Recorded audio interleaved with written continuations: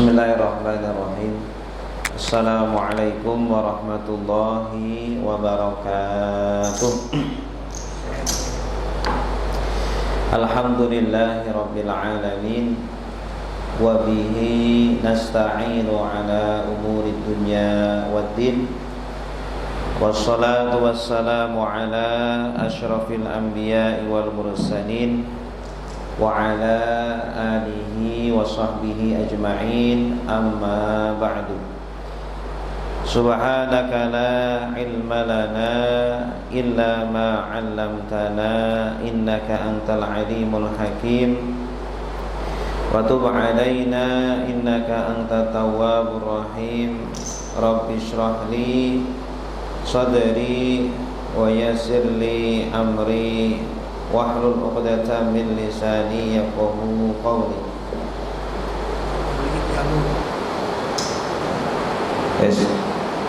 Raditu billahi rabba wa bil islami dina wa bi Muhammadin nabiyya wa rasula. Rabbi zidni ilma warzuqni fahma.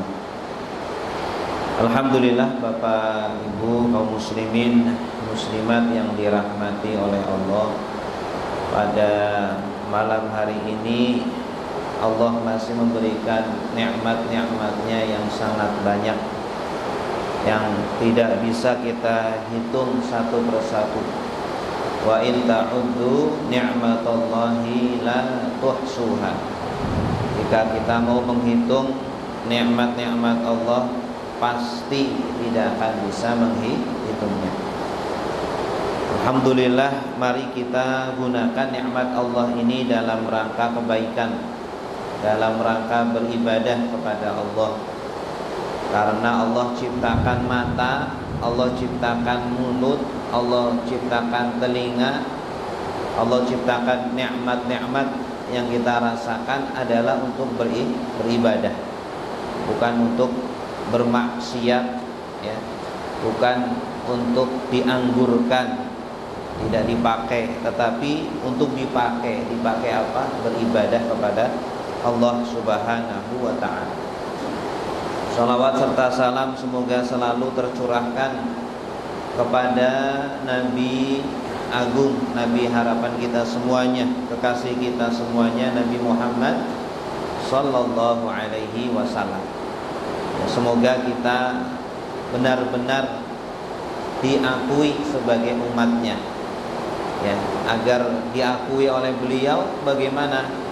Yaitu dengan cara memperbanyak sholawat kepada beliau dan mempelajari tuntunan beliau dan mengamalkannya.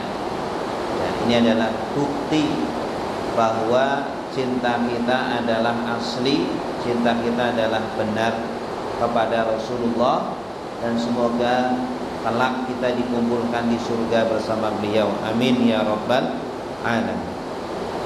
Bapak Ibu yang dimuliakan Allah, kita akan mengkaji bersama-sama. Alhamdulillah, malam ini turun hujan. Kita berdoa, Allahumma shayyiban nafi'a. Ya Allah, semoga ini menjadi hujan yang bermanfaat, hujan yang membawa berkah, ya, menjadikan kita semakin luas rezeki kita, semakin berkah rezeki kita, semakin banyak, ya, taatan kita kepada Allah Subhanahu wa ta'ala. Insyaallah kita akan sama-sama belajar, sama-sama bertolabul ilmi. Kita niatkan semoga tolabul ilmi kita menggugurkan dosa-dosa kita. Semoga kita dilingkupi atau dikelilingi malaikat-malaikat, didoakan malaikat-malaikat, ya, sambil kita beriktikaf di rumah Allah. Kita niatkan iktikaf agar setiap detiknya bernilai pahala. Semoga Allah menerima ibadah-ibadah kita. Amin ya rabbal alamin. Bapak Ibu yang dimuliakan Allah, kita akan membahas kitab Al-Kabair karangan Al-Imam Az-Zahabi rahimahullahu ta'ala rahmatan wasi'ah. Kita sampai pada dosa besar yang ke-33. Bismillahirrahmanirrahim. Al-kabiratus salisatu wassalasun. Ya, dosa besar yang ke-33. Apa itu dosa besar yang ke-33? Tasyabbuhun nisa'i birrijal, menyerupainya wanita dengan laki-laki. Ya, dia wanita tapi pakaiannya seperti laki-laki. Dia wanita tapi cara berbicaranya seperti laki-laki. Walaupun bercanda, ya, walaupun ya hanya acting saja, hanya pekerjaan saja, tidak boleh, haram. Ya, tidak boleh, termasuk ya, hasil dari itu pekerjaan tersebut pun pekerjaan hasil yang haram. Na'udzubillah min dzalik.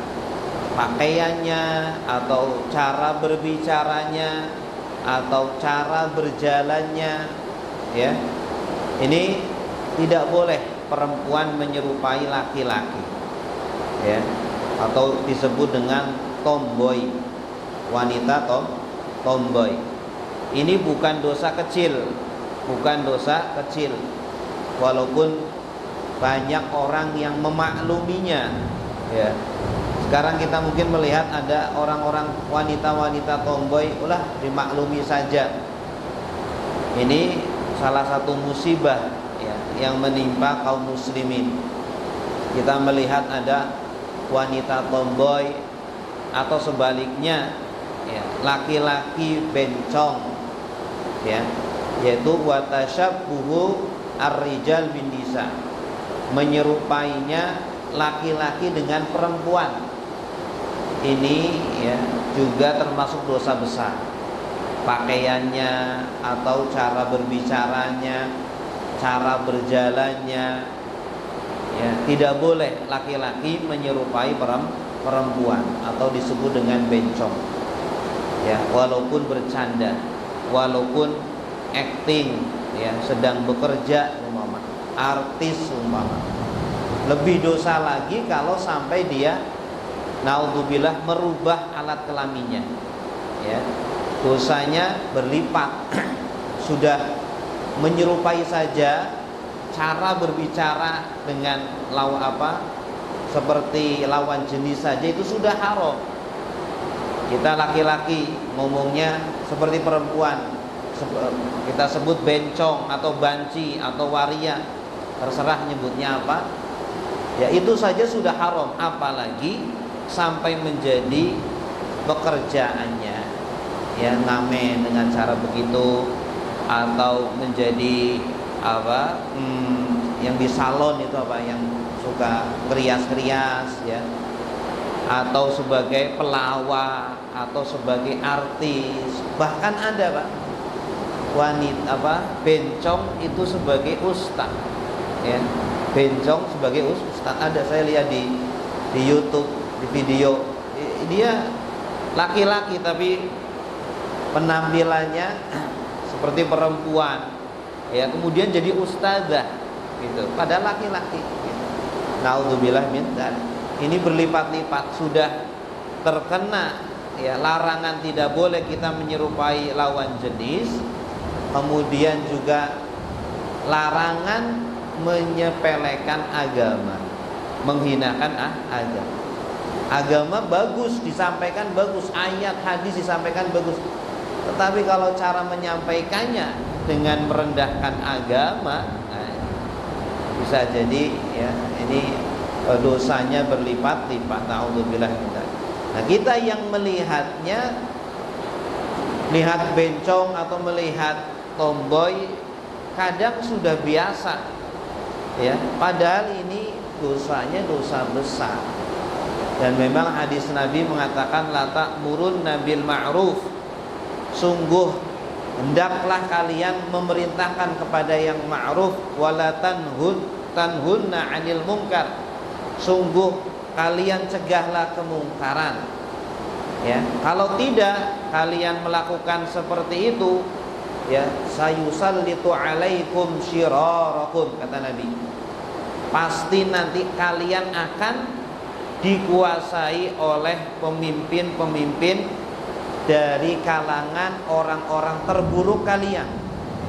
Salah satu sebab ya, salah satu akibat ketika kita sudah tidak peduli dengan amar ma'ruf nahi mungkar, menganggap mungkar sudah sesuatu yang biasa, ya, sesuatu yang mungkar sudah biasa, seolah-olah bukan kemungkaran, apalagi kita mencegahnya, sama sekali nggak ada yang mencegahnya, ya. Ini kewajiban ya, pemerintah untuk mencegah dengan tangannya.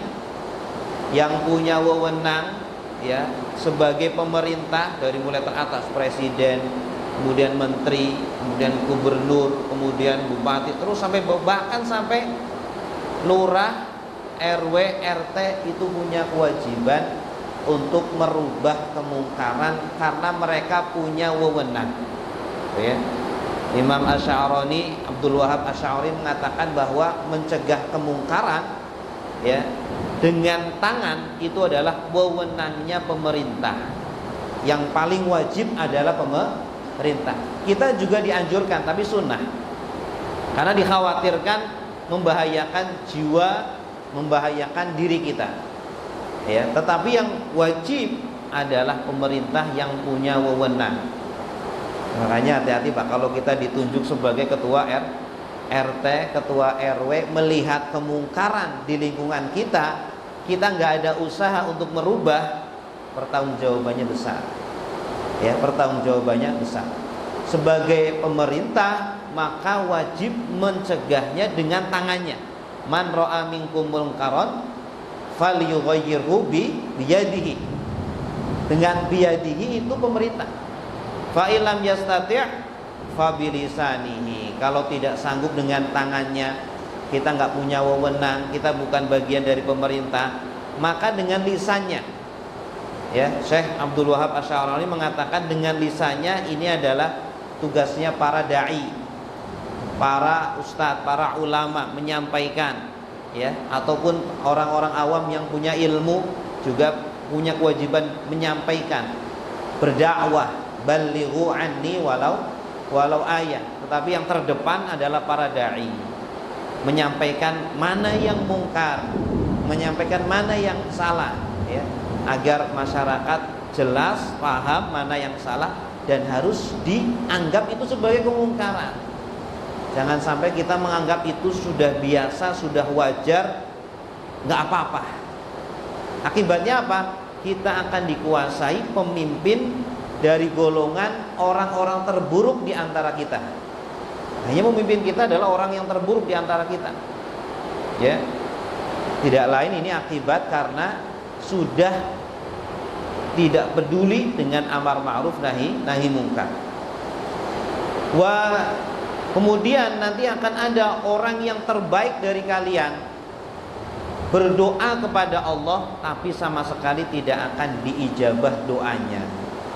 Ini salah satu akibat, ya, akibat kedua ketika amar ma'ruf nahi mungkar sudah tidak ditegakkan, ya, bahkan orang yang menegakkan seolah-olah itu adalah musuh, seolah-olah itu orang yang nyeleneh, ya.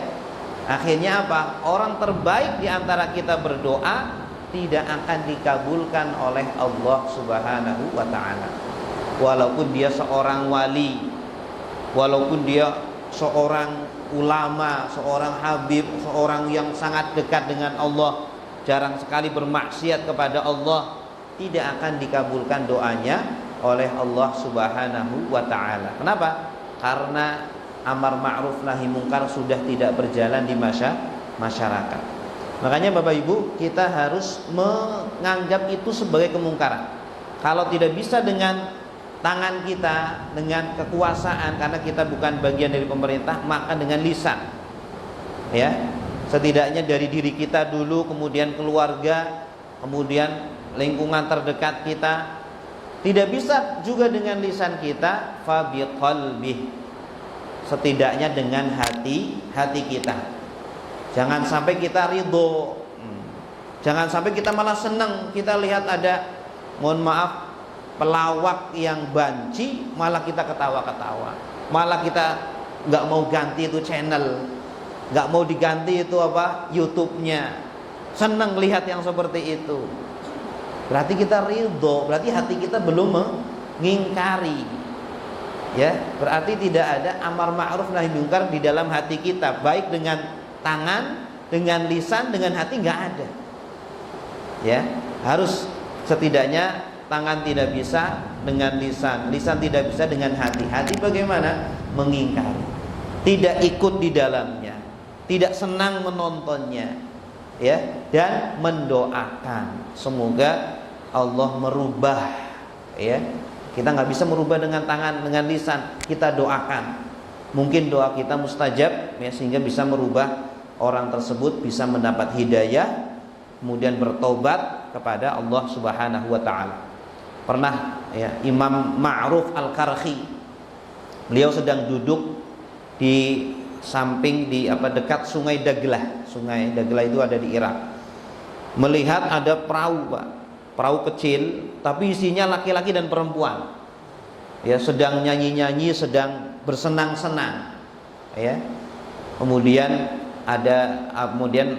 orang di samping Imam Ma'ruf Al-Karhi. Imam Ma'ruf Al-Karhi ini orang ulama dan wali besar, ya, sangat dekat sekali dengan Allah. Nah, hanya orang yang sampingnya bilang,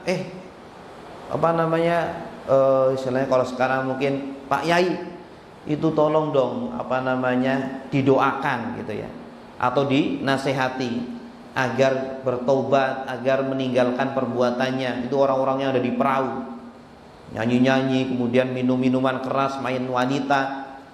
Akhirnya Ma'ruf Al-Karhi berdoa seperti ini, Allahumma, ya, kama farrahtahum fid dunya fafarrihhum fil akhirah.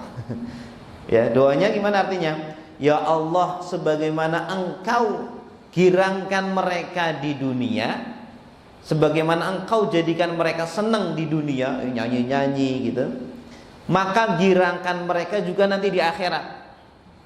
Ya, nah gimana ini orang yang di sampingnya disuruh doain yang baik-baik biar bertobat, kok malah ya suruh girangin dia di dunia sebagaimana girangkan mereka nanti di akhirat sebagaimana di dunia engkau girangin dia. Nah, kemudian beliau menjawab, tidak seperti itu. Maksudnya semoga Allah girangin mereka di akhirat agar Allah jadikan mereka bertaubat. Karena tidak ada jalan lain untuk girang nanti di akhirat kecuali bertobat kepada Allah Subhanahu wa taala. Ya. Sebagaimana mereka girang di dunia, ya Allah girangkan mereka nanti di akhirat. Maksudnya jadikan mereka taubat benar. Setelah, ya, begitu perahunya ini mendarat, kemudian mereka turun, kemudian turunnya pun misah. Yang laki-laki punya jalur sendiri, perempuan punya jalur sendiri, langsung mereka bertobat. Kemudian menjadi orang-orang yang sangat dekat sekali kepada Allah Subhanahu wa taala. Memang doanya orang yang dekat dengan Allah cepat, Pak, mustajab, ya. Tapi tidak memustahilkan kita juga ketika berdoa bisa jadi mustajab juga begitu. Nah, Bapak Ibu yang dimuliakan Allah, maka kita lihat fenomena di masyarakat. Ada tomboy, wanita yang tomboy, pakaiannya atau ucapannya atau lagaknya, jalannya, atau perempuan laki-laki yang bertingkah seperti wanita atau kita sebut dengan banci, bencong, waria, atau apalah nama-namanya, ya. Kalau kita melihat di kamus KBBI itu banyak nama-namanya. Nah, itu semuanya adalah dosa besar, ya. Di sini hadisnya itu, Pak, menyebutkan bukan itu dosa saja, tetapi menyebutkan la'anallahu al-mutasyabbihati minan nisa birrijal. Allah melaknat mereka, seolah-olah sudah divonis pasti dilaknat oleh Allah. Ya, bukan itu dosa loh, bukan seperti itu. Allah tidak mengatakan itu dosa loh, bukan. Kalau dosa mungkin masih bisa diampuni oleh Allah. Ya, yang namanya dosa itu kan perhitungan, hitung-hitungan kita. Kamu kesalahannya sekian, 1 2 3 dihitung ya. Nah, tapi ini tidak. Hadisnya mengatakan Allah melaknat mereka, wanita-wanita yang menyerupai dengan laki-laki dan para lelaki yang menyerupai dengan perempuan, seolah-olah sudah tidak ada tawar-menawar. Sudah divonis ya, tidak ada tawar-menawar untuk mendapatkan ampunan dari Allah Subhanahu wa taala ya. Tetapi masih ada, ini hanya penekanan saja.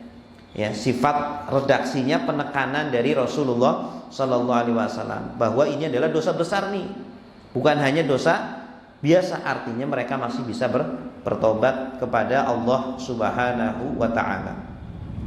Bapak Ibu yang dimuliakan Allah, berbeda di dalam syariat itu ada ya, dalam fikih ada namanya mukhonnas. Ya, ini tadi yang kita sebutkan itu mukhonnas.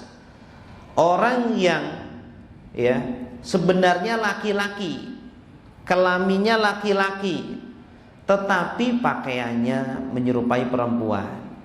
Kemudian dandannya juga dandanan perempuan, berbicaranya seperti perempuan, jalannya seperti perempuan, ngomongnya seperti perempuan. Itu namanya mukhonnas. Ini yang dilaknat di dalam hadis ini, ya. Di dalam hadis ini. Adapun khunsa dalam syariat itu ada istilahnya khunsa, ya, hampir mirip dari khonasa. Khonasa itu artinya lembut. Khunsa itu orang yang diciptakan oleh Allah dari lahirnya memang memiliki 2 kelamin, ya, punya kelamin laki-laki, punya kelamin perempuan. Ada istilahnya khunsa ini. Nah, khunsa ini tidak masuk di sini. Ya, dan khunsa ini ada 2 di dalam syariat. Ada khunsa yang muskil, bermasalah, ada khunsa yang ghairu muskil, khunsa yang tidak bermasalah.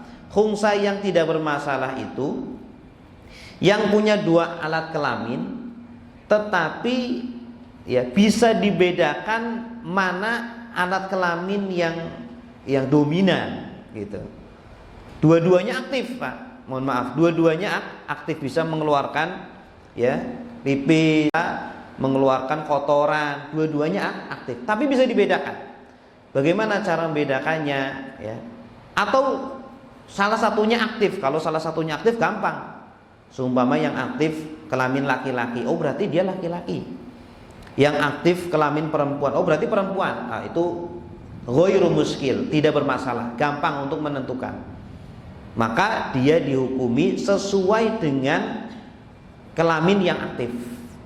Masalahnya kalau dua-duanya aktif nih, dua-duanya bisa mengeluarkan kotoran, ya, bisa mengeluarkan kotoran. Maka para ulama menentukan sebelum baligh mana alat kelamin yang pertama mengeluarkan pipis, ya, yang pertama mengeluarkan pipis. Nah, itu hukumnya. Kalau yang pertama mengeluarkan pipis adalah alat kelamin laki-laki, berarti dia dihukumi laki-laki. Kalau yang mengeluarkan adalah perempuan, maka dia dihukumi perempuan, gitu. Ya. Nah, ini yang ghairu muskil, bisa ditentukan. Masalahnya adalah yang muskil, ya. Yang tidak diketahui ini alat kelamin yang pertama keluar kotoran itu yang mana, laki atau perempuan. Kalau keluarnya bersamaan gimana? Nah, ini muskil ini.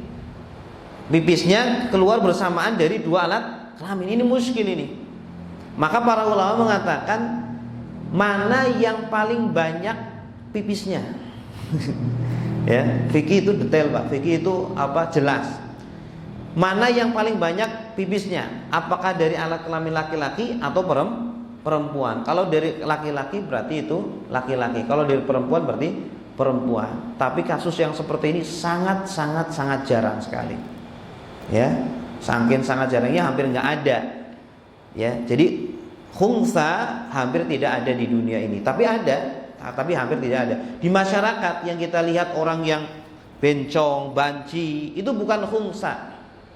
Beda, itu namanya mukhonnas, yaitu orang yang berjenis kelamin laki-laki tetapi berpakaian, berbicara, berjalan, berlagak seperti perempuan. Itulah yang dilaknat oleh Allah dan Rasulullah Sallallahu Alaihi Wasallam ini. Nah, ini di sini hadisnya diantaranya la'anallahu ar-rajulah minan nisa. Allah melaknat orang wanita-wanita yang menyerupai seperti perempuan, tomboy. Dilaknat oleh Allah. Qala la'anallahu al-mukhannasin. Dalam satu riwayat Allah melaknat al-mukhannasin minar rijal. Orang-orang yang menyerupai perempuan dari golongan laki-laki, wal mutarajjilat minan nisa. Orang-orang yang menyerupai laki-laki dari golongan perempuan, ya. Dari hadis ini kita bisa mengambil kesimpulan bahwa ya jawazu la'nil mutasyabbihina minar rijal bin nisa wal aks. Para ulama mengambil hukum bahwa boleh melaknat orang-orang ya mukhannas, orang-orang yang menyerupai dengan lawan jenis. Laki-laki menyerupai perempuan atau perempuan menyerupai laki-laki, itu diperbolehkan. Asalkan tidak menyebutkan nama. Tidak boleh kalau menyebutkan nama, ya Allah laknatlah fulan bin fulan, itu tidak boleh. Ya, tapi kalau secara umum saja, ya Allah laknatlah para banci gitu ya. Ya Allah laknatlah para tomboy, itu boleh karena hadisnya ada. Ya, hadis melaknat para tomboy, para banci. Tapi kalau menyebut nama jangan. Karena apa? Barangkali nanti dia bertobat. Ya, kita sudah laknat dia, fulan bin fulan sudah jelas, atau fulanah binti fulan sudah jelas, ternyata bertobat. Lah ya gimana nih? Kita sudah melaknat dia, tidak boleh ya. Kecuali kalau ada ayat, ada hadis secara khusus menyebutkan nama, boleh. Orang itu boleh dilaknat. Seperti ya Abu Lahab, tabat yada Abi Lahab, ya, disebutkan secara khusus, boleh. Kalau ada ayat atau hadis yang melaknat secara khusus. Tapi kalau ini nggak ada, maka tidak boleh. Makanya kita ketika kunut nazilah melaknat orang-orang Yahudi, ya, orang-orang Nasrani yang kemudian mereka menindas kaum muslimin, orang-orang musyrik, boleh, silakan.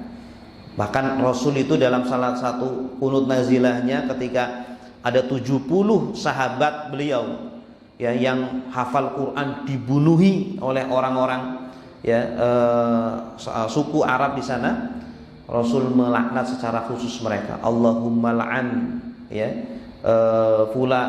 Allahumma la'an suku ini suku itu ya, secara khusus Nabi melaknat mereka gitu ya. Nah ini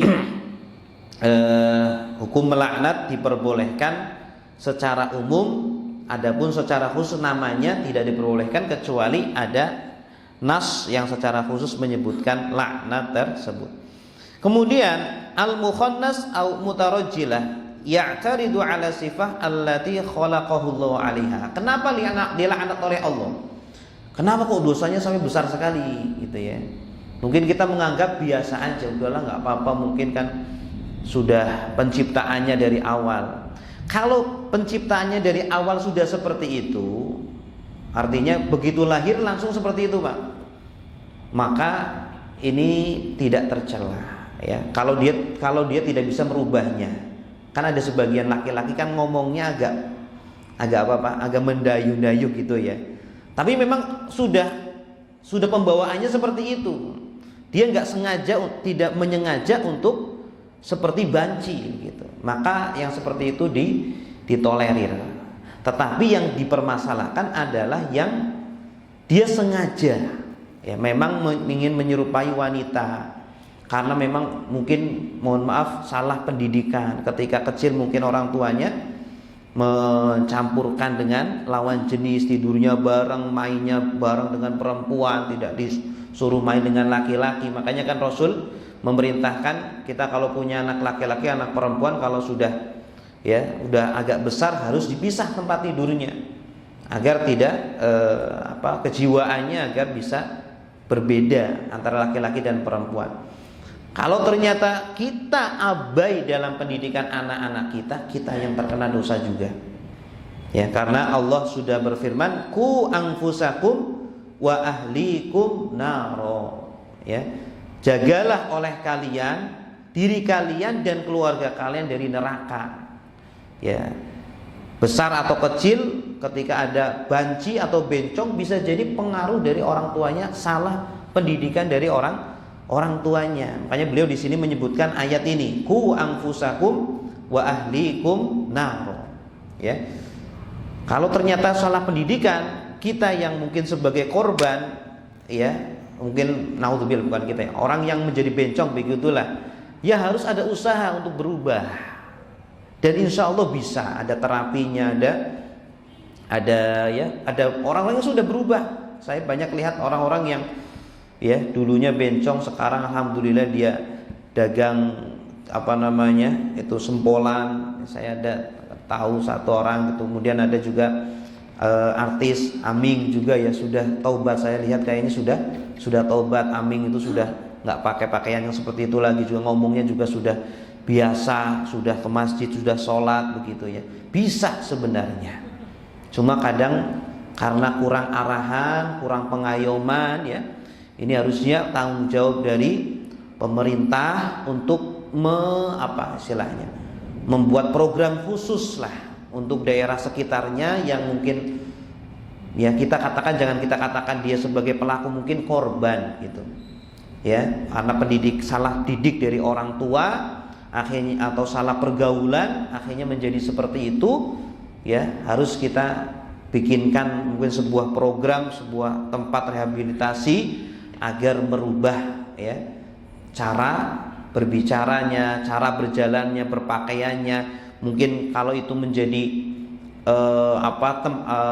lahan pencaharian pekerjaannya, ya kita carikan pekerjaan yang halal. Jangan sampai mereka mengandalkan gaya seperti itu sebagai sumber rizkinya. Naudzubillah. Nah, ini kenapa mereka kemudian dilaknat? Besar sekali laknat dari Allah dan Rasulullah, karena li'annal mukhannas wal mutarajjilah ya'taridu ala sifah allati khalaqahu Allah 'alaiha. Mereka langsung atau tidak langsung protes dengan takdirnya Allah. Ya, Allah sudah mentakdirkan ini, kamu laki-laki, kamu perempuan, maka harus jelas, dalam Islam harus jelas. Ya, laki-laki punya tempatnya sendiri, perempuan punya tempatnya sendiri. Laki-laki punya cara sendiri, perempuan punya cara sendiri. Makanya Allah menciptakan laki-laki dan perempuan agar jelas. Nah, jangan kamu malah mengkaburkan hukumnya Allah. Jangan kemudian kamu malah protes dengan takdirnya Allah. Padahal kita pasrah, percaya dengan takdir Allah adalah salah satu rukun iman. Ya, sehingga laknat hukumannya besar ya, ketika kita kemudian menjadi mukhannas, naudzubillah, atau menjadi mutarajjilah, hukumannya besar karena langsung atau tidak langsung, besar atau kecil, dia sedang protes dengan takdirnya Allah Subhanahu wa taala. Bahkan mungkin dia secara tidak langsung ingin mengkaburkan hukumnya Allah Subhanahu wa taala. Allah sudah memperjelas ini, laki-laki punya tempatnya masing-masing, perempuan punya tempat. Jangan malah diobok-obok itu hukumnya Allah. Ada istilahnya banci tengah-tengah. Nanti gimana dia sholatnya, gimana dia menikahnya, gimana dia nanti bermuamalahnya, gitu ya. Harus jelas di dalam Islam, harus jelas. Baik Bapak Ibu yang dimuliakan Allah, kemudian yang ketiga, tahrimu tasyabbuhur rijal bin nisa wal aks. Ini menunjukkan keharaman ya menyerupainya laki-laki dengan perempuan. Makanya di zaman Rasulullah pernah ada banci, ada mukhannas ya, bersama istri-istrinya Rasulullah. Ada di rumah Rasulullah. Ini kejadian Pak, dan ini hadis terkadang dipelintir. Ada orang-orang yang ingin melegalkan banci, ya, kemudian menggunakan hadis ini, padahal dia nggak paham maksud dari hadis ini. Jadi ceritanya itu ada istri-istri Nabi itu pernah duduk-duduk dengan seorang banci gitu. Dan menganggap mereka adalah ghairu ulil irbah. Di dalam ayat itu disebutkan kita nggak boleh wanita tidak boleh menampakkan auratnya, ya, kecuali di hadapan mahramnya dan di hadapan laki-laki yang sudah tidak punya hajat atau syahwat kepada perempuan. Itu, ya. Jadi mereka dianggap ghairu ulil irbah, orang yang sudah hilang syahwatnya kepada perempuan. Gitu. Makanya ketika itu kemudian istri-istri Rasul duduk-duduk bersama mereka. Kemudian ketika Rasul datang, ternyata ini si banci ini sedang membicarakan tentang wanita-wanita Taif, ya, wanita-wanita Taif yang begini-begini, ya. Nah, begitu mendengar perbincangan atau ucapan dari Mukhannas ini, orang banci ini, langsung Nabi mengatakan, ya, keluar kamu wahai orang banci, ya, kamu bukan ghairu ulil irbah. Kamu bukan termasuk di dalam ayat yang mengatakan bahwa orang yang tidak punya syahwat. Kamu punya syahwat, ya. Ternyata banci itu pun punya syahwat pada perempuan. Akhirnya diusir oleh Nabi, dan Nabi juga mengumumkan kepada para sahabat kalau ada banci masuk ke rumahnya agar diusir, gitu, ya. Nabi pernah memasukkan, tapi itu dalam kondisi mereka kelaparan. Mereka butuh makanan. Kalau nggak dikasih makanan bisa kelaparan, bisa meninggal. Akhirnya Nabi merukhsah, ya, memberikan dispensasi mereka untuk datang ke rumah, diberi makanan, sudah. Setelah itu mereka pulang, seperti itu. Nah, ini setelah itu sudah Nabi SAW mengusir, dan Umar juga sempat mengusir, gitu.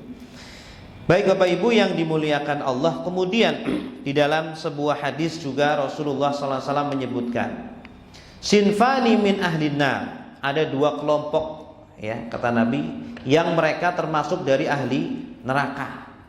Rasulullah ini pernah diperlihatkan, ya, perlihatkan neraka, diperlihatkan surga. Nah, Rasul pernah melihat ada dua kelompok orang yang termasuk penduduk neraka. Lam arahuma, ya, yang tidak pernah aku melihat sebelumnya. Di zaman Nabi itu belum ada. Akan terjadi nanti setelah sepeninggalan Nabi. Mereka siapa dua kelompok itu?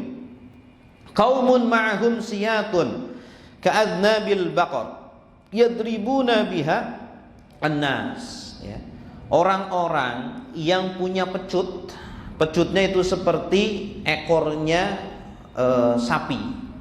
Kemudian mencutin orang, ya, mukul-mukulin orang. Nah, ini mereka ada di neraka, yaitu orang-orang yang mempekerjakan orang lain dengan kezaliman, dengan sesukanya, ya, sampai dipecut-pecuti, seperti itu.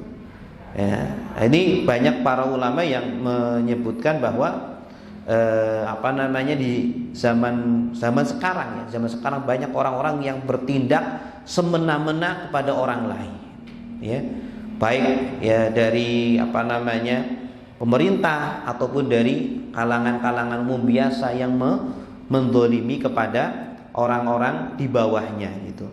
Kemudian yang kedua, wanisaun kasiyatun ariyat, dan wanita-wanita kasiyat, yaitu wanita-wanita yang memakai baju dari nikmat-nikmat Allah. Ariyat, tetapi dia telanjang. Maksudnya telanjang bagaimana? Telanjang dari mensyukuri nikmat Allah, ya, telanjang dari mensyukuri nikmat Allah. Ini tafsiran yang pertama. Dia berpakaian penuh dirinya penuh dengan nikmat Allah, tapi tidak pernah mensyukurinya.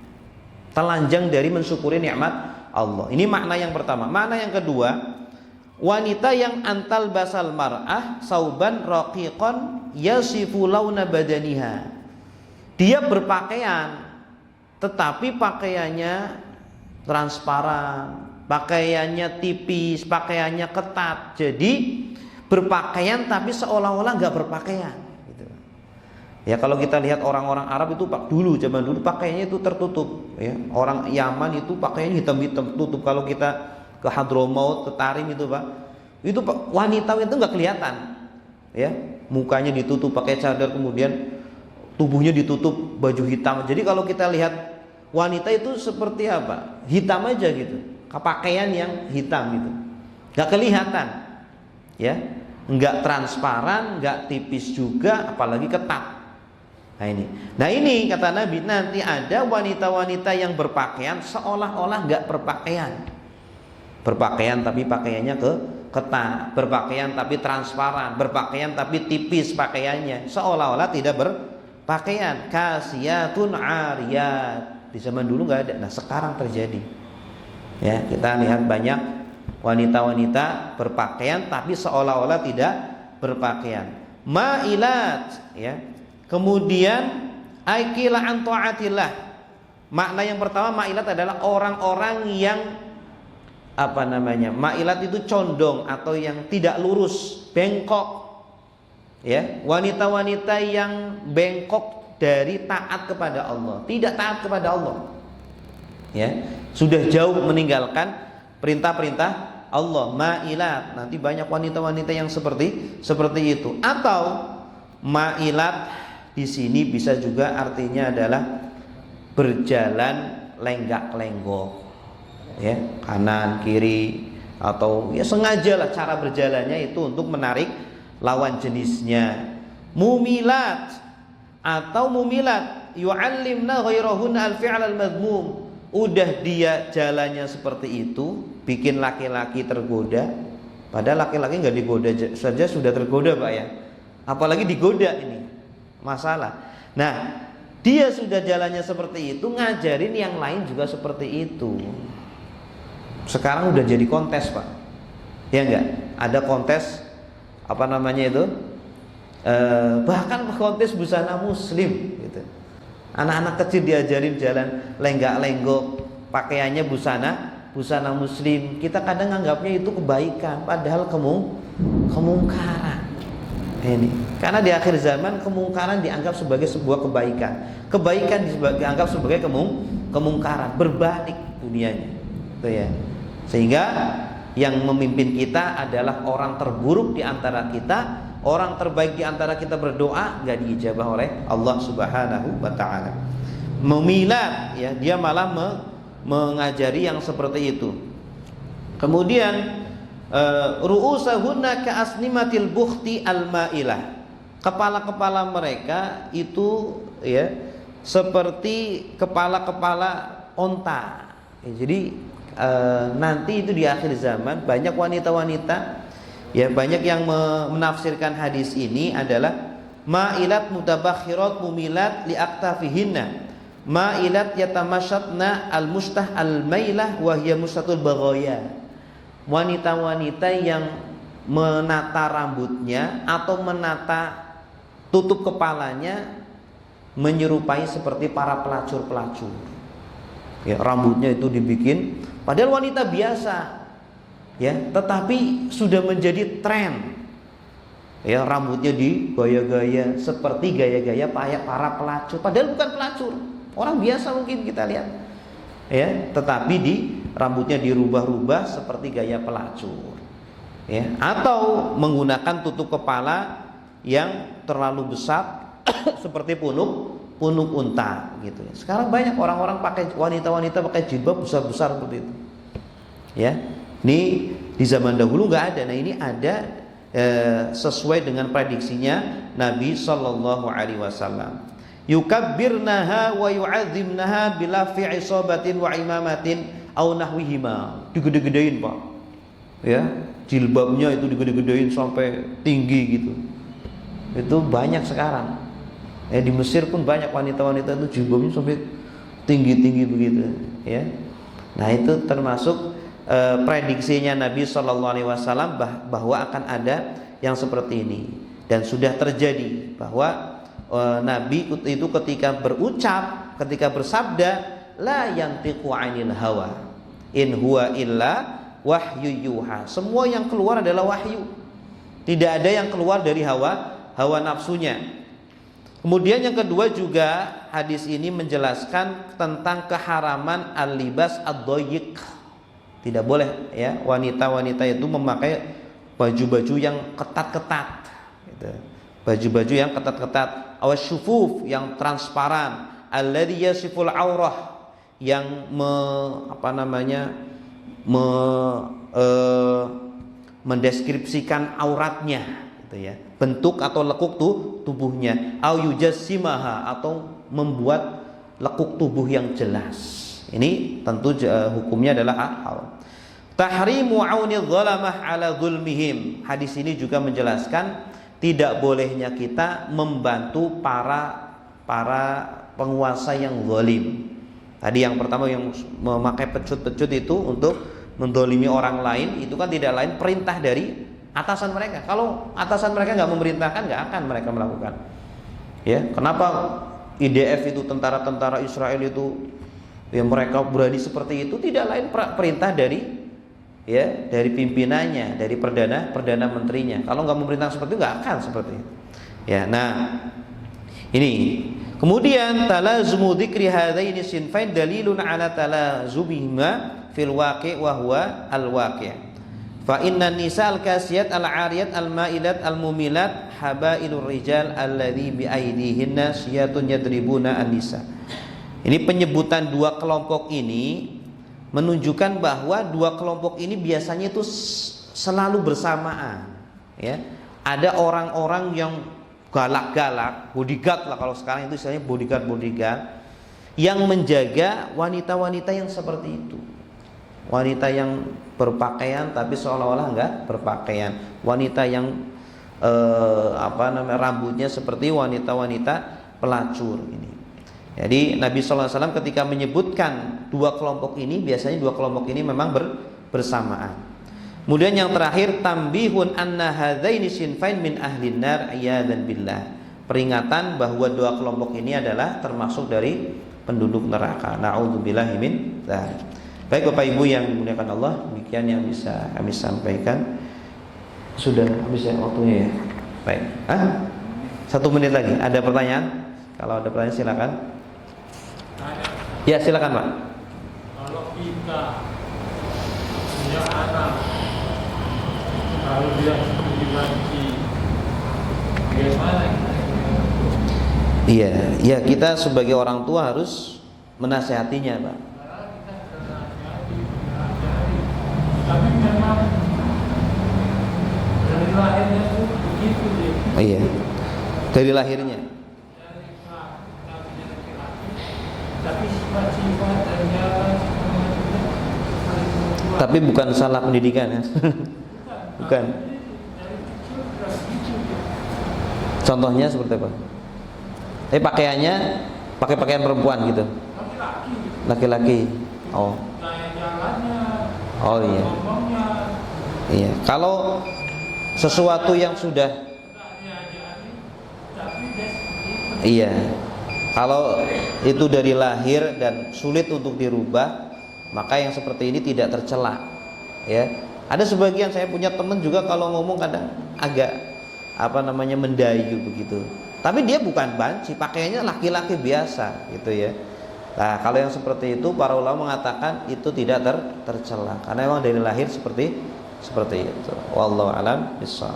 Subhanakallahumma wa bihamdika asyhadu an la ilaha illa anta astaghfiruka wa atubu ilaik. Wassalamualaikum warahmatullahi wabarakatuh.